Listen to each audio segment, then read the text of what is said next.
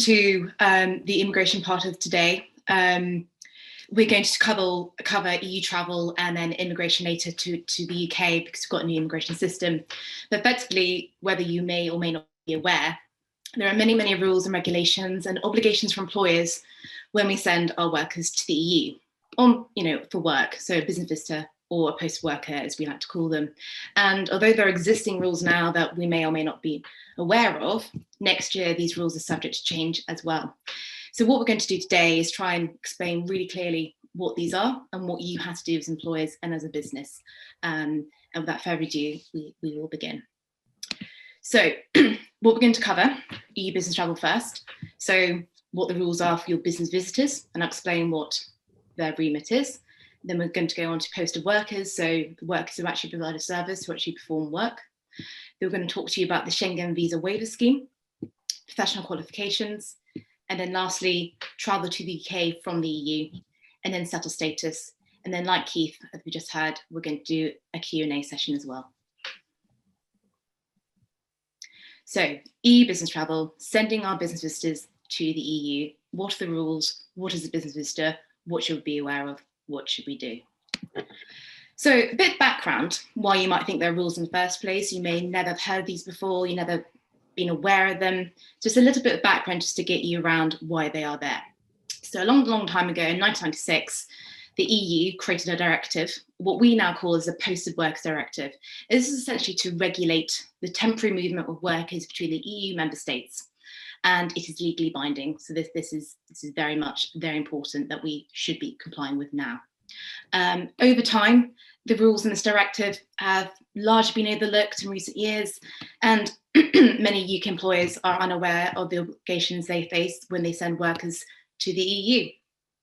And so 2 years ago in 2018, as compliance with the rules decreased, the EU saw that local labour markets were being undercut in various member states. So 2 years ago, the EU made significant changes to this directive and gave all member states 2 years to implement these changes. So in July of this year, when the changes came into force, they also increased enforcement of compliance. So more and more employers that we are seeing, not just in the UK, but other member states as well, are being fined or turned away at the border because they're not complying with these rules. So present day, whilst these rules currently apply to the UK because we are still in the transition period, therefore any UK employee who sends an employee or worker on their behalf to the EU will be affected. However, from next year, once we leave the transition period, whilst the directive will not apply to the UK, many individual member states' rules for third country nationals, of which the UK will be one, will be very similar to the rules we see in the directive. So though the directive does not apply to us, we'll have to navigate rules by individual member state, and those rules look incredibly similar to what we see in the directive. So it's worth knowing what they are now. That's a bit of background, why the rules are there and why it's very important we comply to them, because they are legally binding. So short-term business visitors. So business visitors are very common. I'm one, my colleagues are one, we've all been a business visitor, because simply we are visiting, we're not working. So your business visitors will be going for a meeting, a conference, a trade fair, or something similar. You're not providing a service or otherwise working.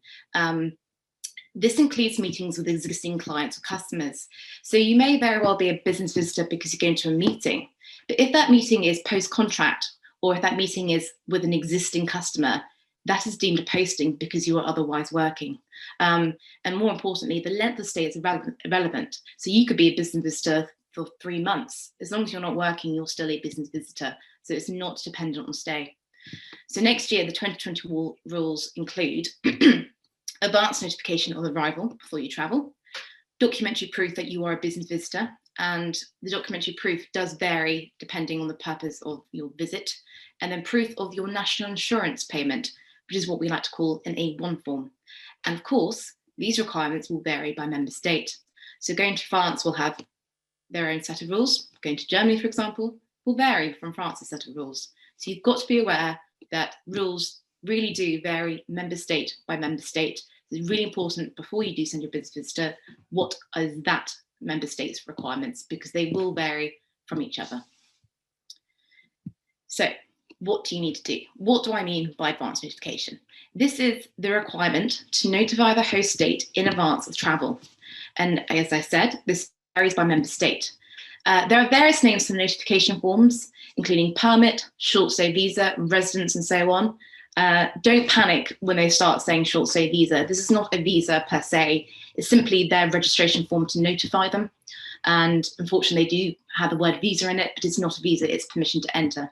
So before you send your business visitors, you will have to notify that host state in advance of travel. And proof of travel, you'll then need to show you're visiting, not providing service. So this is proof that you are a visitor. So this could be a list of documents, again, which varies by country. So one member state could ask you for something, the next could not. And then importantly, you need to have proof of your national insurance payment. So usually UK employees are covered by UK national insurance, social security, and ideally you probably want to continue to be covered by UK social security when you travel to the EU. And to prove that you're covered by UK social security, you have an A1 form. And A1 forms are issued by HMRC. They can take anywhere between days and months to receive. We say this because this depends on how many you apply for at the same time. So each business visitor will need their own A1 form, as is any worker needs their A1 form, because it proves the member state you're going to, you pay social security in the UK. Otherwise, you'd be liable to pay local social security in whichever member state you're going to. So the A1 form is really important, and you probably need to send that in advance as well. So when you notify the country in advance, you should be sending a copy of the A1 form in advance as well as a list of relevant documents that they request. So this is all for a business visitor. So as you can see, a map here of Europe. This is for business visitors again. So further changes to be aware of as a business visitor, and we'll talk about the Schengen visa waiver scheme later on. But within the Schengen area, which is what you can see here, so there's a little colour code as well, we're not in the Schengen area, but there's a visa waiver scheme, which we'll talk about later on, which essentially means a UK business visitor can visit an EU country without a visa, so permission to enter, so they can visit an EU country without a visa for up to 90 days within a 180-day period. So you can go in, no border control, no passport checks, without a visa for 90 days of that 180-day period. However, stays in individual countries are subject to different time limits and requirements. So even though there's permission to enter without the requirement for a visa, you still may have to be issued a registration form and documentation. So again, this does vary state by state. I will now pass on to Tim, my colleague, who will then take you through posted workers. Thank you, Alice. So let me take you through a few rules on posted workers, what the definition is, and some requirements under the European Directive that Alice says is quite likely to be still relevant next year. So what's a posted worker? What do we mean? This is a worker travelling from one member state to another to provide a service, a client-facing service, in contrast to a business visitor. Service is provided either for another company, a client or a customer, or perhaps an ICT, an intra-company transferee, so you're providing internal service. It includes secondments, which most of you will think of as ICTs. And you're not there solely for a meeting or a conference or a trade fair, for example. But posted workers also include agency workers that are sent to the EU. So three categories: you're providing a service, or you're an intra-company transferee, or you're an agency worker. If you're one of those three heads, then under EU law, you're a posted worker. Let's move on to the next slide. So what is the Posted Workers Directive? What is it doing? So if you're a posted worker, you get the benefit of these hardcore rules you see at the slide that all employers must conform by if they're more beneficial to UK rules. So the idea is this: you post someone into the EU, the posted worker gets either the better of the local hardcore rules, or they get their UK beneficial contractual terms, whatever is the better. So you always level up. And these hardcore rules, what do they include? Well, they include local minimum rates of pay, local minimum rest periods, working time periods, and local minimum holiday entitlements. So that's what the posted worker will get locally when they're working, wherever they are. Now, the precise nature of these rules unfortunately differ between each member state. So minimum rest period in France will be different from the minimum rest period in Germany or the Netherlands, for example. And many of these individual rules in the manufacturing sector are determined by local collective agreement. Those agreements which are determined by employer associations like Make UK and trade unions, or they're determined by local employment regulation, or they are determined by what we call arbitration awards, legally binding court awards. So finding out exactly what the minimum rate of pay is, the rest period, can be quite a difficult thing because it could be determined in a number of local ways. But the idea is the posted worker gets the best of either their UK terms or whatever the local terms are that apply. Let's move on to the next slide. So remuneration, what is this? Well, a change that happened on the timeline you saw from Alice a few moments ago, change that happened a couple of years ago, implemented in July. So instead of now getting the local minimum wage, such as the UK minimum wage, now a posted worker will get the local remuneration, and that means total salary. So think of it in UK terms, minimum wage is one thing, actually your total salary that you're actually getting is something quite different. And when we mean total salary, within total salary is included allowances, travel, accommodation expenses, and also importantly overtime as well. So the legal requirements concerning posted workers' remuneration is that they get paid the local going rate for that particular job. And that will be what an equivalent local worker is doing and getting by way of total remuneration, doing roughly the same job as the posted worker. Now, as I've said, the applicable local going rate can be found in some, but unfortunately not all local collective agreements. Allowances and expenses that you're due to pay under these posted worker rules will be subject to UK P11D treatment. In other words, the UK posted worker could get taxed on some of these back in the UK. Some countries in the EU have set these rates by regulation for some workers, but not all workers. And much of exactly what you need to pay this worker locally when they're in the EU working will be they'll be calculated because of their qualifications, their age, their seniority, and the exact task performed. So quite a few variables there to determine the exact remuneration you need to pay when you've got workers in the EU performing these services. Now, some member states have local collective agreements alongside national ones or sectoral collective agreements. So there is a range of agreements you need to consider when you're sending a worker into the EU, and you need to know exactly what they need to be paid for the days they're working. And if we move on to the next slide, time limits for posted workers. Now, the total time, the duration a worker can be posted to and can remain on their host UK country contract, UK country contract is the home, the host is, for example, Belgium, has recently changed. So taking me, for example, if I'm posted from the UK to Belgium, I can only remain on a UK contract for 12 months. After the 12 months, then I'm flipped over to a local Belgian contract. There's a possible 6-month extension you see there on the slide, and that's an application to extend another 6 months as opposed to a right to have the 6-month extension. But the basic rule is after 12 months of me working in Belgium, I'm then entitled to all the host country, all the Belgium employment rights and protections. In other words, I'm entitled to a local Belgian contract. Now, the rule doesn't mean that the posting or secondment has to end after 12 months. It simply means after 12 months, I'm flipped onto a local Belgian employment contract. I continue to get all my UK protections for my T's and C's. So the same rule I've described a moment ago, you always level up. The worker never gets lesser rights from engaging this rule. And the rule may be engaged from the start of the posting in some circumstances.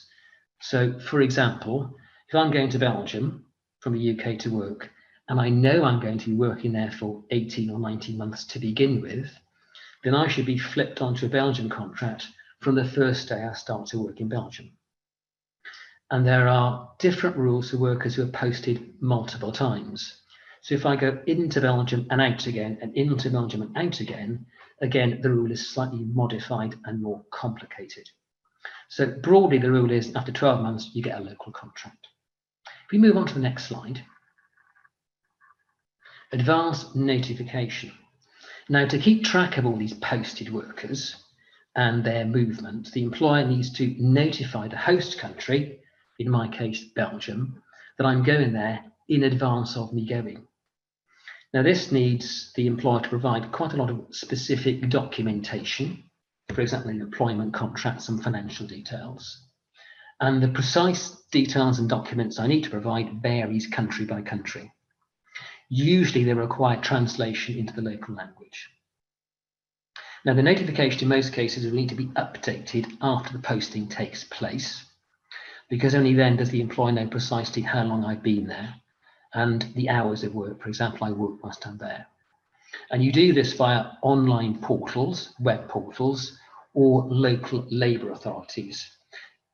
Most EU member states have local labour authorities that enforce these rules. And there are time limits. So, for example, if I'm posting a worker to Belgium from the UK, I need to provide all this information a certain number of days before the posting takes place. So, but some countries are 14 days, some are 7, for example. So you need to tell the country in advance you're sending the worker over and provide the documentation details. So moving on to the next slide, social security rules. Now, as Alice touched on, UK travellers can be covered by the UK social security system when they travel into the EU to work. Now, this allows both business visitors and posted workers to choose to continue to pay their UK NICs for the days, weeks, months that they're working in the EU. Most workers want to do that to retain their UK social security record. But in order to prove that you're paying UK NICs, you must provide evidence of this. And the traveller does this in the form of a PDA1 form, just a certificate essentially saying I'm paying UK NICs. And that's obtained in the UK from HMRC. Now, please be aware that not all member states of the EU are going to continue to recognise array forms in 2021. Much will depend on the agreement, the deal that we have with the EU, whether they will or won't. So unfortunately, next year, we'll need to check to see whether France will recognise array 1 forms, whether Germany will, whether Sweden will. And some countries already indicated that in some cases they will recognise array 1 forms, which means you don't need to pay local national insurance contributions. And some countries have said that they will not recognise array 1 forms. And that means that in some cases, in the worst case, you will need to pay local national insurance contributions for both your business visitors and your posted workers for the days or weeks that they're working in the EU. So moving on to the next slide, getting prepared for next year. The first thing you need to do is to find out some basic information if you haven't already done so. And when we speak to Make UK members, most don't already have a central tracking system. So on the slide there, some key bits of information you're going to need. Starting from the left, volume. How many workers are you actually sending from the UK to the EU? And take a snapshot, look at the last year or last representative year to see how many workers are actually going. Who's who? Who are the actual workers that you're sending? And what are their occupational groups? Because depending on their occupational group and what they're doing, then the rules will be slightly different for them. What's the reason for travel? Are they critically providing a service to a client or a customer? Because if they are, there's a different, more onerous set of rules. And this includes working for other companies and secondees, ICTs. The length of the visit, how long are they staying in the EU for, bearing in mind the time limits I've indicated. The number of visits. Do they travel to more than one EU member state, for example? So if you go to France, then to Belgium, then to Germany, unfortunately, that isn't just one notification, that's 3. Because if you're sending a posted worker over to provide a service, you need to tell each individual member state that they're going there before they arrive. Now, which member states they're traveling to, where are they going? Because the rules are going to be slightly different depending on which state they want to work in. Now, this will all make the notification process much quicker, and you'll then have the required information in one place when you need to deal with the requirements before you send the worker over. So some advanced planning and some mapping is critical. Let's move on to the next slide. Penalties and liabilities. So as Alice mentioned a few moments ago, the EU rules have been in place for some time, but not complied with, and that's why they've been tightened. So what are the consequences of non-compliance?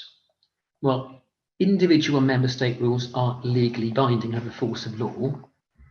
If you breach these, then you're in breach or breaking local law. And there are penalties according to the severity of the breach.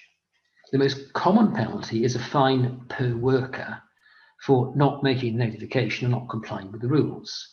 And typically, whilst the penalties vary member state by member state, as you see in the slide, a 10 to 15,000 euro fine per worker is common. You can also, as the sending employer, be taken to court. And we know of cases where directors and senior managers have been summoned to appear at court to explain why they haven't complied with the rules. In extreme cases, the company or the worker can actually be banned from trading or entering the country altogether. There's also liabilities for non-compliance on your client, your customer, as well as the sending employer. So your client or customer might have penalties or legal consequences as well for not complying. And we've got case studies where a company was fined £32,000 for failing to make the correct application and notification. So these rules are very important to know of and to comply with. Let's move on. We're now going to discuss the Schengen visa waiver scheme. Alice briefly described what it is a moment ago. So I'll hand back to Alice, who will tell you about the waiver scheme and what it does. Thanks, Tim, for that. And post workers, really, really important stuff there that we want to comply with so we don't get fined or worse. So moving on to the Schengen visa waiver scheme and why we should be aware of it and why it's important. So in December 2020, as we know, the current UK-EU arrangement ends, subject to any new UK-EU arrangement. And therefore, as we've just been discussing, UK workers have no automatic right to work in the EU. And the ability to work in the EU will be governed by each member state individually. So each member state will have its own laws on foreign workers there, and will have to comply with each member state individually. So we've got to be aware that no country is the same, and we've got to navigate member state by member state.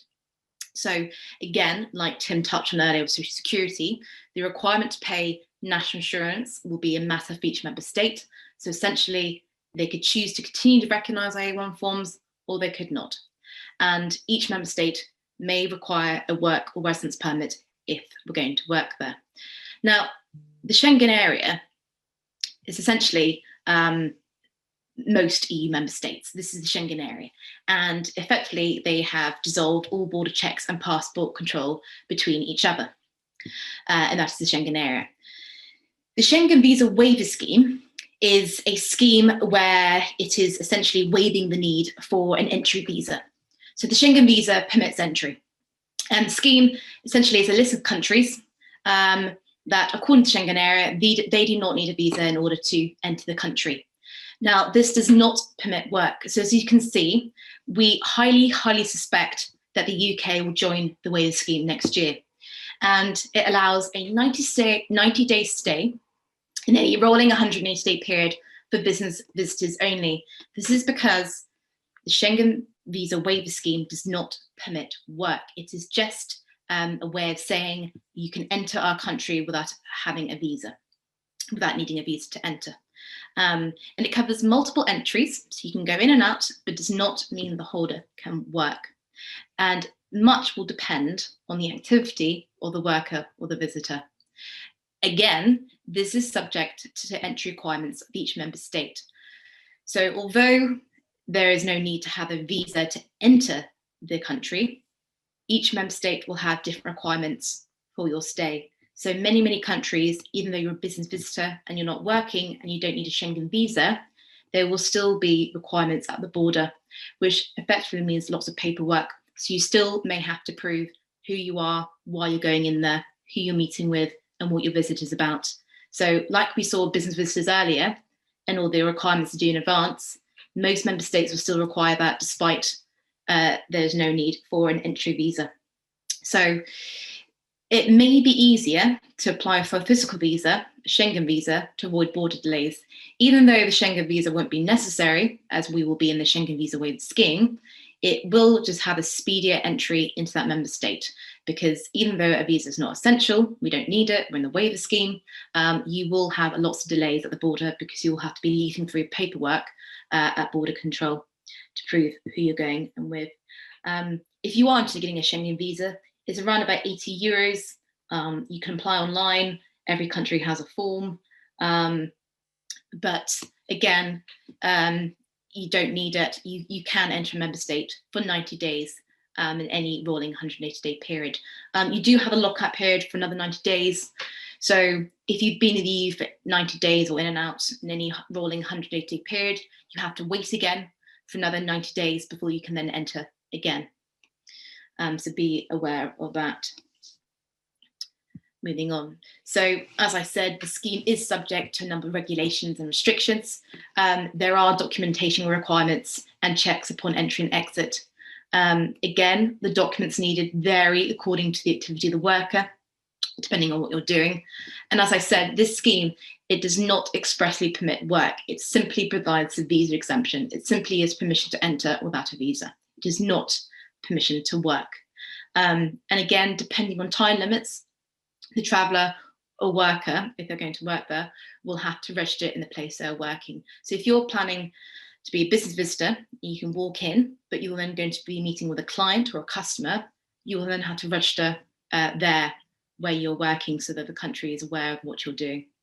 And there are additional rules for workers who travel to more than one member state in a 180-day period. So example would be, if you're going from Germany to Italy to France, you're traveling around the Schengen area.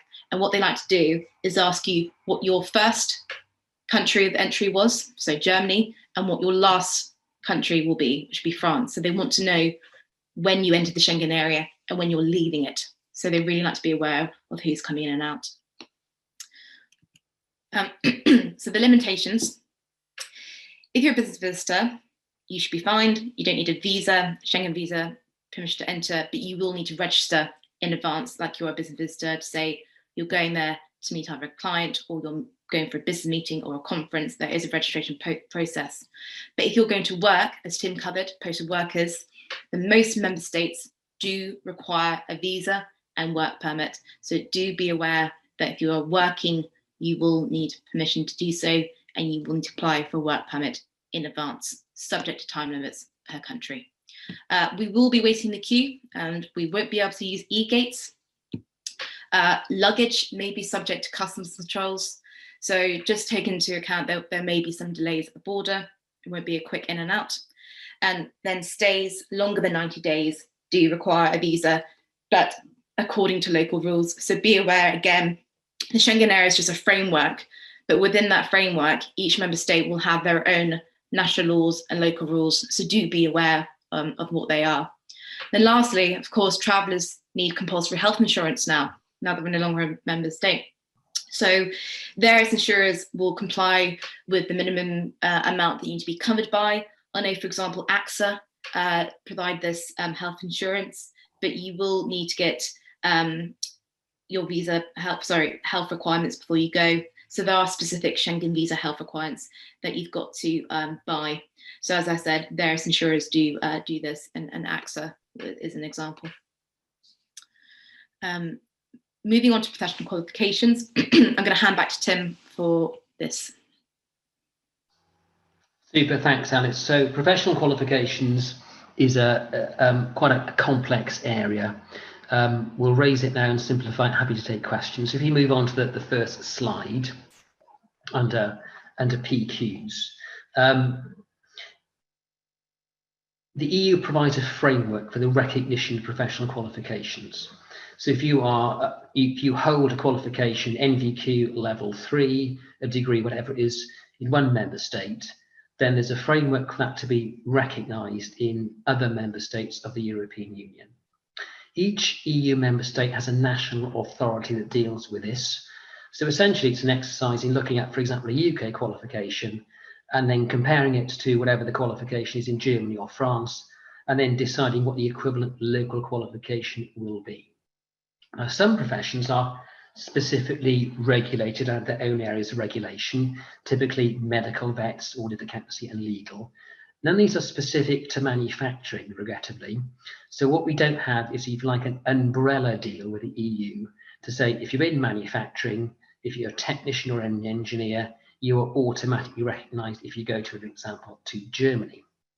Now, individual qualifications, which we therefore have to deal with in manufacturing, are all subject to this EU Mutual Recognition of Professional Qualifications, or MRPQ directive, which is very important to be aware, because if you're sending a worker into Germany, you want them to do something technical there, perhaps. So it'll be a matter of them repairing, installing a piece of machinery or servicing something. Well, are their professional qualifications recognised in Germany, and are they going to be recognised next year is the question. If we move on to the next slide. Now, at the end of this year, the EU MRPQ directive will cease to apply to the UK. So if you're a holder of a UK qualification, you can no longer be assured that your UK qualification is going to be recognised in the European Union. Now, previous recognitions, so if I did have a degree or level 3 qualification in the UK, and my recognition might not be valid next year, it's not entirely clear whether the qualifications will or won't be valid. Certainly future recognitions are going to rely on each individual member state. So my UK degree will depend on whether Germany, if I'm going there to work, are going to recognise it in the future. And each EU member state, unfortunately, this is a common theme today, has different rules for the recognition of your qualification. And each member state regulates industrial sectors differently. So Germany, for example, and France heavily regulate the manufacturing sector and heavily regulate the qualifications of those that work in the manufacturing sector. Now, manufacturing qualifications are required and recognised differently locally. The qualifications are important in terms of the recognition. So if you're sending someone into France, Germany to work, as Alice has explained, and you need some form of permission to work, a work permit, frequently that depends on the qualifications you hold, and those qualifications being recognised locally.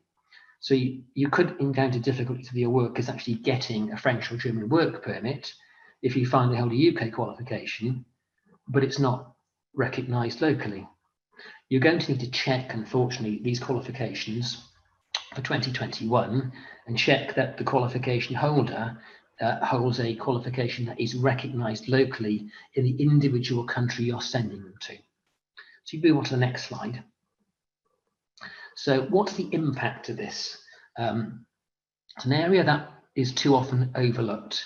But recall, if I start on the left-hand side of the slide, that member states next year will be individually able to regulate certain activity.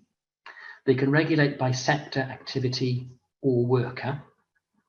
And entry, so residence permit, permission to work, visa, whatever it's going to be, may well be subject to holding the recognised qualifications. As we come on to later today, you will see that, for example, in the UK immigration system, we certainly require holders to have recognised qualifications. It's the same system in most EU member states. What's the impact of not having a recognised qualification? Well, health and safety regulation usually requires that the person working locally has a qualification in order to comply with local health and safety regulation. For example, those working with electrical equipment or mechanical equipment. If you're not suitably qualified, then you're not going to be covered. And also insurance policies normally require people working to be proficient in the area that they work in, and that normally means holding a recognised qualification. The UK qualification isn't recognised locally, that potentially means they're not insured to carry out the work.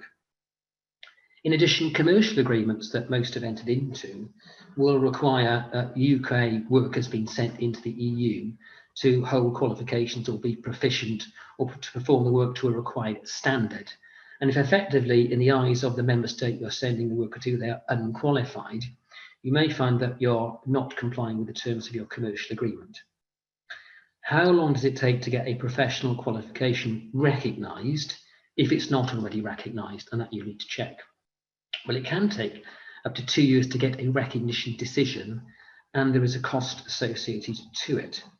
So the takeaway from this section is find out what your workers are doing when they go into the EU. In terms of mapping the data, that's why we said what qualifications do they hold, and then unfortunately check whether the qualifications are recognised locally before you send them. The notification process, which we spoke about earlier, frequently requires you to tell the member state what the qualifications are before you send them. And that also leads to the issue then of finding out if the qualifications are recognised locally before you can send the worker. So an area that's easy to overlook, but extremely important when you're sending workers over to perform technical engineering roles. So at that point, we'll move on to the next slide, and I'll hand back to Alice.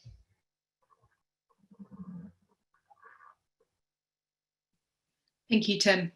So that hopefully was a good explanation of EU business travel, something to be really aware of, especially going forwards next year. So when we send our workers to the EU, whether they're a business visitor or a posted worker, there's a lot to think about and get prepared for, because as you can see, there were many, many, many obligations we have to comply with. But reversing that a bit now, we're going to talk about the new UK immigration system and the new UK immigration rules associated with it. So people coming into the UK, and it comes into force 1st of January next year, so little over 29 days away. So we've got a brand new UK immigration system. Applications actually can be made now. So last week, they opened it up to see if anybody wants to recruit now instead of waiting until next year. There are detailed new UK rules, which have been published last month. There's about 500 pages of them, but we had summarised the essential knowledge in today's PowerPoint. So we will talk about what points will be required in all the skilled routes. We will talk about how the health and skills surcharge is doubled. As you will know, there are salary thresholds and there are also skill thresholds. And then rules for secondments or intra-company transfers have changed as well. Just to note, although the immigration system is obviously for UK employers to recruit abroad, but there are rules affecting business visitors, inbound postal workers, intra-company transfers as well. So there's a lot to take into account, and it's good to be aware of them now before January the 1st. So an overview, as you can see from this graphic, there's quite a few branches into our new points-based immigration system.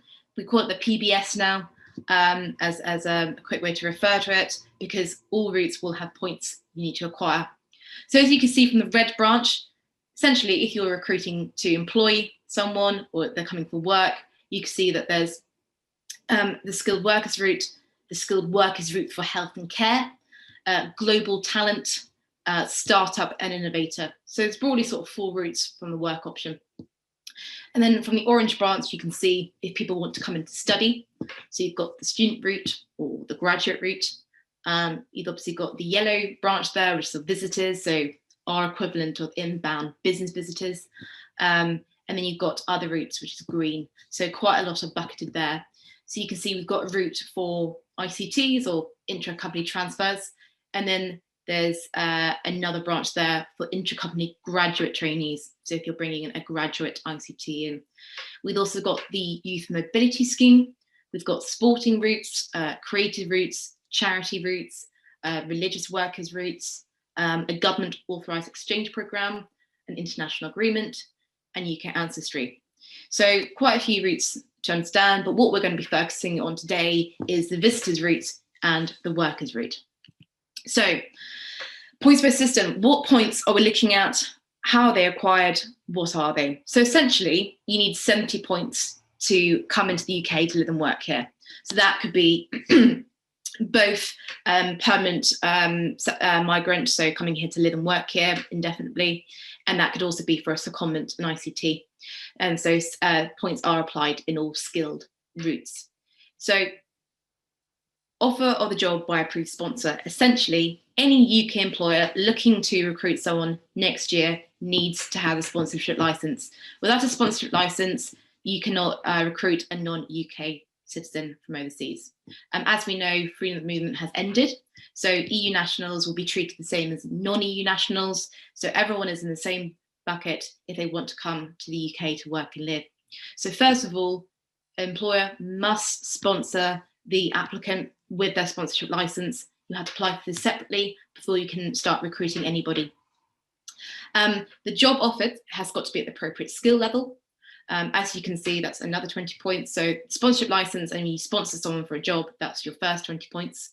Your second 20 points is if the job is at appropriate skill level. And then you've got to speak English at a required level, which is another 10 points. Now that takes you up to 50. To gain the remaining 20 points in order to meet the requirement of having 70, you need to meet the minimum salary threshold.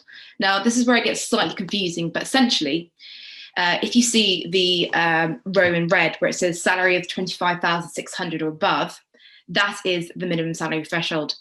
And so when you recruit, you've either got to pay the minimum salary threshold, 25,600, or the going rate for that job role.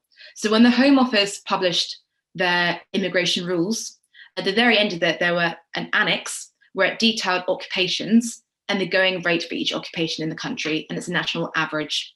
So not regional, it's done nationally and it's an average.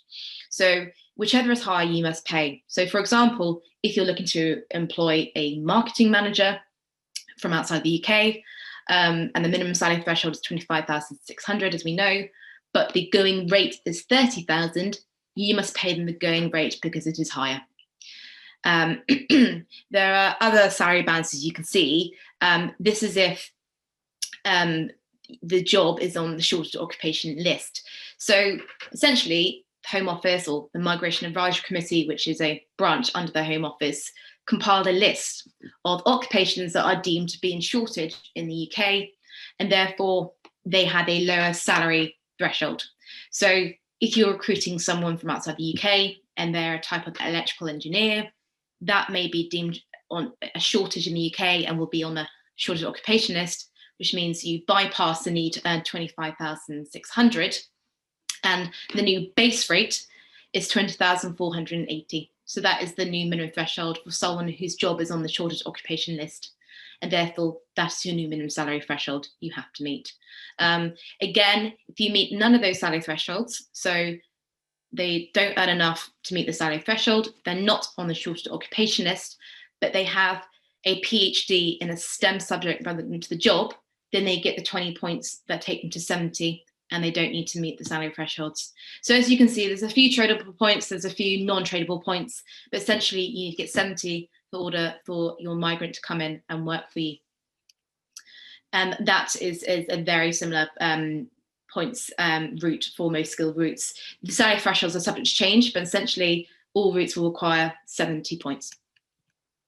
So when I was talking about salary and qualification threshold, the salary threshold has actually been lowered to 25,600 from what I was saying. It was originally 30,000. So this has been lowered as well. If the occupation, as I said, is paid above the threshold, the going rate or the 25th percentile will have to be calculated for that occupation. So what that means is you've got the minimum salary threshold of 25,600, but if the going rate for that occupation is higher, then you pay that. You pay whichever is higher. And then the qualification threshold has been reduced to level 3, which in our terms is A level from level 6. So the threshold used to be very high, it used to be degree level, but now that it's been lowered to A level, and that is the minimum qualification threshold for someone wanting to come and live and work in the UK. So moving away from sort of permanent entry, this is for business visitors to the UK. So a mirror image from what we just spoke about when we sent businesses to the EU. This is how we'll arrange things when people come and visit the UK for business. So there are new immigration rules which do permit temporary entry. And we allow a maximum of 6 months for entry without needing a visa. So a business visitor can essentially come into the UK for a maximum of 6 months, and they can travel with a valid passport or ID card. However, very similar to what we saw with EU rules, as a business visitor, you cannot work and you cannot provide a service whilst you're here. And again, if you're a secondment or an intercompany transfer, you cannot come in on this business visitor route. You have a different route. So as a business visitor, you can have 6 months in the UK without the need for a visa. You will have to apply for permission to enter, which can be done at the border if you're a non-visa holder. So essentially EU nationals can rock up at the UK border and apply for permission to enter, and then they can come in. But they cannot work or provide a service. So effectively, we are mirroring what the EU have in place as well. So there are some limits, as I said. So business visitors, when they're here, they can't be paid from a UK source. They cannot bill a UK entity for their time, but they can attend meetings, conferences, seminars, interviews, which is broadly in a sense what a business visitor does anyway, but they can't attend commercial events. They can carry out site visits and inspections. So they can visit a site and they can inspect it, but they can't attend commercial events and they aren't allowed to work. As I said, very similar to meetings and conferences, they can attend and they can attend trade fairs, but business visitors cannot sell at these trade fairs. So there are a few rules to be aware of what you can and cannot do as a business visitor, but essentially you shouldn't be working and you shouldn't be providing a service, very much like what we saw with business visitor rules to the EU. So secondments to the UK, also known as intercompany transfers. This is a separate route. So they must be part of a specific internal project. So you've got to prove that they are a secondment, and they can only work within their company for a specific project in contract with the UK company they're going to be there for.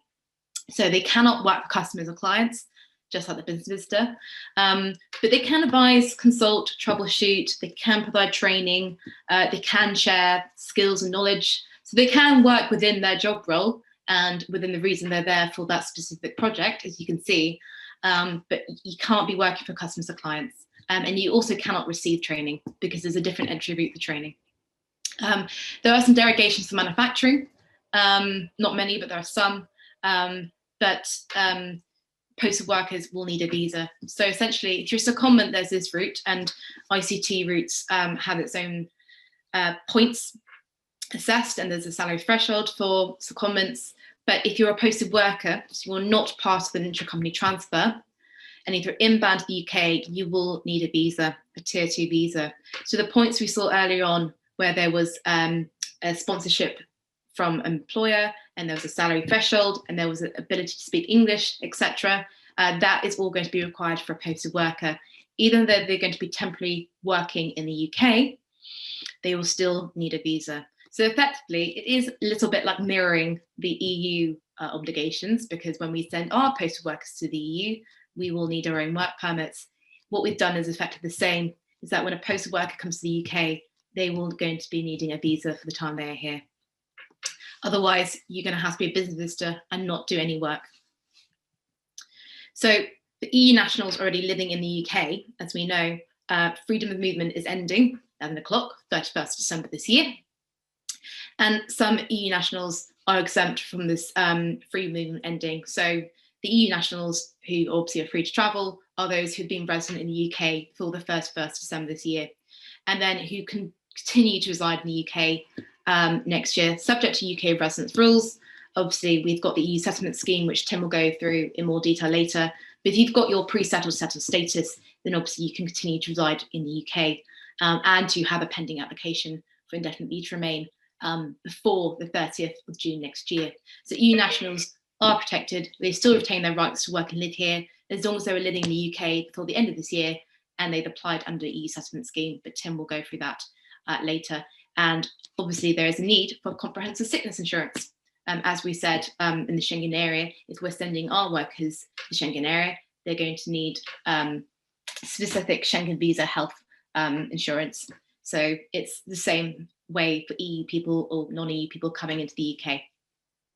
So with that, I will give back to Tim, who will quickly go through the EU settlement scheme for those who've got existing EU nationals in their workforce. Thanks, Alice. Yes, I'll run through this fairly quickly. I think the scheme rules are fairly well known. So if you're an EEA, EU Swiss resident in the UK before the 31st of December this year, you can apply into the scheme. As long as you're in the UK, you've got until the 31st of June to actually make your application.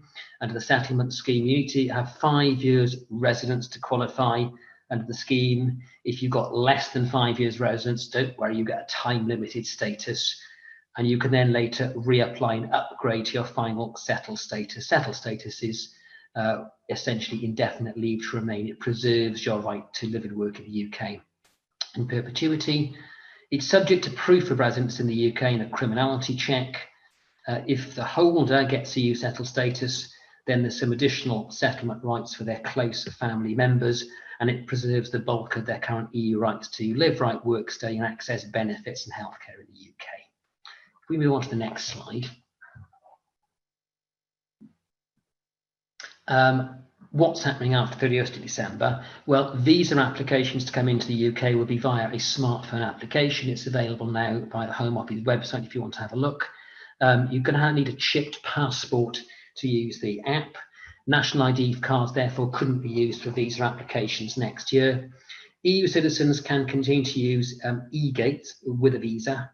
The status is granted electronically. There's nothing in writing. And employers will need to check this new visa status of EU workers coming in next year electronically as well through a Home Office online checking service.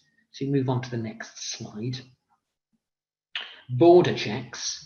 Until June next year, EEA passports and ID cards are acceptable documents. That should read June 21. The cohorts won't be subject to retrospective checks. You can enter after the 31st of December of this year without a visa, but subject to a condition not to work. That's what Alice was just speaking about now. But you can't use e-gates. Those are for non-visa holders. If you've got a visa holder, you can use the e-gate. Proof of EUSS can't be requested by employers until after the 30th of June as a right to work check. However, if you want to know more about right to work checks and the detail of what you can and can't ask for on a voluntary basis now, please get in touch. It's an area we're helping many make UK members with at the moment, because naturally they want to know if they got EU workers, who has or who has not applied for EUSS, who's got settled status, who's got pre-settled status, what about family members? Quite a complicated area in terms of what you can and can't ask for. Please get in touch if you want to know more about that. Let's move on to the next slide and how we can help you. So clearly there's a lot going on in the immigration migration space at the moment, coming to the end of the year. Various sets of rules, the EU settlement scheme, for example, posted workers. Is the EU going to just mirror these rules? What's the final agreement going to be? Are you going to need work permits, residence permits? How do you get your workers into the EU? How do you get EU workers into the UK, for example? With all these areas, we can help you. We've got an introductory guide for EU business travel. You can see a snapshot of that on the screen there. And you can also call the number you see on the screen to get in touch to arrange to get some further advice. And we've got a consultancy offering. We've got, as you see, a area of our website that's packed with information on the areas that we've been talking about today. So do get in touch, either give us a call, look on the website. We've got some contact details at the end that you can get in touch with us via. So if you have any questions, want to know more, whether it's UK, EU travel, EU, UK travel, any of the rules, please let us know, and we're here to help and support you. I think we've just got one more slide, might be a question slide. So at that point, I'm going to hand back to Hilary, who's been monitoring the questions as they've been coming in, and Aaron. So Hilary and Aaron, hopefully that took everyone through a rather complex set of rules in a way which enabled everyone to follow what we're saying. Hilary and Aaron, any questions that have come through, and how can we help? Thanks, Tim. Yes, there are loads and loads of questions. So starting off with one about A1 forms. How long are the A1 forms valid for, please? If I take that one and hand the next one to Alice, A1 forms, number of A1 forms that you can apply for depending on how long you're going to be in the EU, whether it's a single trip or a multi-trip. So A1 forms can be valid for up to 24 months. Notice the emphasis on the can be. If you're going for a single trip into the EU, then the A1 form, first of all, is the name of the person, so it's personal to me. It's not a company form. So if you're going for one trip, then it's going to be valid for one trip. If you ask HMRC for a multi-state, multi-trip A1 form that you need over a period of time, then you can get a 24-month A1 form. So the answer, I'm afraid, is how long are you going for and where are you going? And that determines what the A1 form covers you for. Does it cover you for multi-states or one state? And how long does it cover you for? So the answer is make sure when you're applying, you carefully indicate to HMRC how long you need it for, maximum 24 months, and where you're going. Next question. If the primary reason for travel is to attend meetings, however, the business traveller also carries out their usual work between meetings, i.e. checking emails, writing reports, can this still be classified as a business visitor? Yes, because you're not providing a service. Essentially, a business visitor is attending the meetings, like the question said, you're attending a conference, you're there to represent your company, but you're not providing a service, i.e. generating income or revenue, or meeting with a client or a customer, then you're a business visitor. Posted workers are only posted workers when they're providing a service. This means generating income and revenue for their employer, and then meeting with post-contracted suppliers, customers, clients. Thanks, Alice. Now, if I have an Irish passport as well as a UK passport and travel on the Irish passport, albeit that I live in the UK, will I still need to complete the advance notification for short-term business visitors? Thanks, Hilary, for that fantastic question, which I'm going to try and answer very shortly. Now, that depends on who you're working for and where your normal place of work is. So let's say that you are an Irish passport holder and you're living and working in the UK for a UK company. And let's say that we're next year and we don't have a replication of the Posted Workers Directive, then you can't go in as a posted worker. It's a simple answer. The Posted Workers Directive, Article 2 from memory, specifies that the posted worker is someone who resides or normally works in a member state who won't be next year. That's the technical legal answer. Practical answer. If you're going to a member state of the European Union with an Irish passport, you're going to pass through passport control fairly straightforwardly. So you're not going to have the border checks that Alice and I were talking about. However, you're going to encounter difficulties because you're working for a UK company. So you may still need some form of documentation in the form of a permit to work there.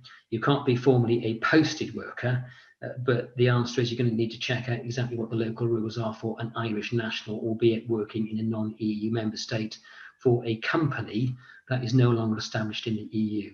That's not an easy one, Hilary. If whoever asked the question wants to get in touch afterwards with the precise details of what the company is, where they're based, are they based in the UK or the EU, for example, then we can come back with a better answer, a more precise answer. Super, thanks. Next question is more detailed guidance available on what constitutes providing a service and or working? We have the following examples where we're not sure. All would be short trips between 2 and 5 days.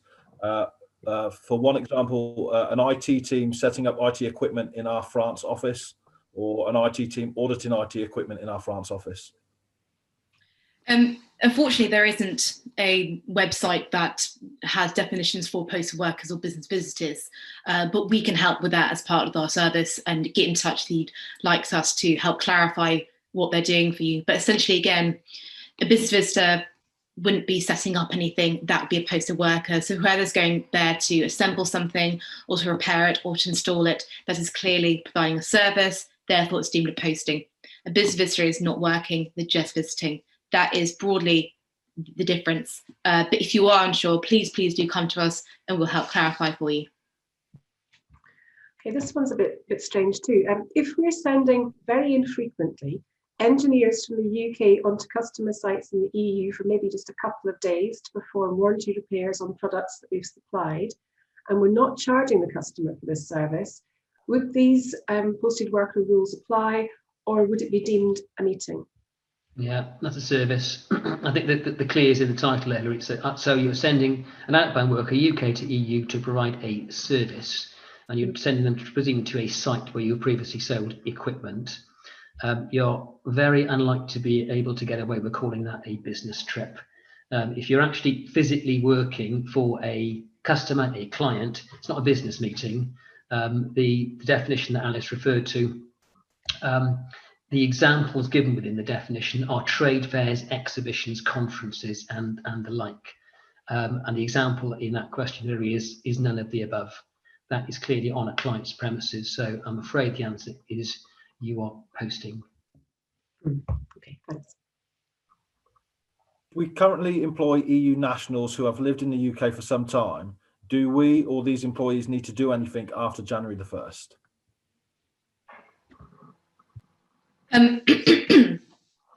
Whilst you can't ask EU nationals whether they'd applied under the ESS officially, what you can do is ask your workforce in general, do you hold a valid passport? Have you heard of the EU settlement scheme? Is this something you're aware of? Is this something you need help with? Because the last thing you want to do is single out EU nationals within your workforce. What you could do is approach your entire workforce as a whole and ask these sort of questions and sort of gently nudge them. You cannot ask anyone or their immigration status under the EU settlement scheme until after the 30th of June. So I am aware of the sensitivity around this. However, if you do know you have EU nationals who are currently residing in the UK and will be before the end of the year, it is worth sending a notification around the workforce advertising the EU settlement scheme, explaining how important it is and how that gaining a new immigration status will retain their right to work and live here now and next year and beyond. Thanks, Alice. I'm afraid we've just got time for one more question, but don't worry. Tim and Alice have said that they will answer every other question that's come through on the Q&A, so don't worry. So this person understands there's a requirement to give advance notification of travel, so that's fine. But who can we find out who to contact and by when? They've not managed to ascertain this on the following links on the government website. So basically they've scoured the government website, can't find who they've got to contact, and they don't know where to start. Yes, okay. Well, I think that question could be a stock question that we've had from almost every member we've spoken to about this. It's very difficult to the answer. For as long as we've been working in this area in excess of 10 years, there's always been promises that there's going to be a single official website, a hub, where you go to for all this information, which so far doesn't exist. We can provide a link to an EU website where you click on the flag of the country, and that takes you to various national authorities. The answer, I'm afraid, is there's no easy way of doing this. You've got to scour the official website of the European Commission, which takes you to links, and then you go to national authorities and you need to work out which national authority you need to contact to get the required information. And that is why Make UK offer the service that they do. So if you're sending a worker to wherever it's going to be, the Netherlands, Belgium, France, or Germany, we know where to go and have the information for you. It's all available there if you've got the will to battle through the European Commission's website and find the right link and find the right national authority. But there isn't one place to go, I'm afraid. And gov.uk updated itself, I think, the day before yesterday or so with some more information, but you're not going to get the information that we're talking about today from the gov.uk website. So I think the answer is, regrettably, we can circulate the link after this session to the EU Commission's page, but that just gives you a list of lots of local websites, I'm afraid. Get in touch if you want to know more and want help from Make UK, and we can provide it a lot more quickly than you can find it yourself. Thanks ever so much.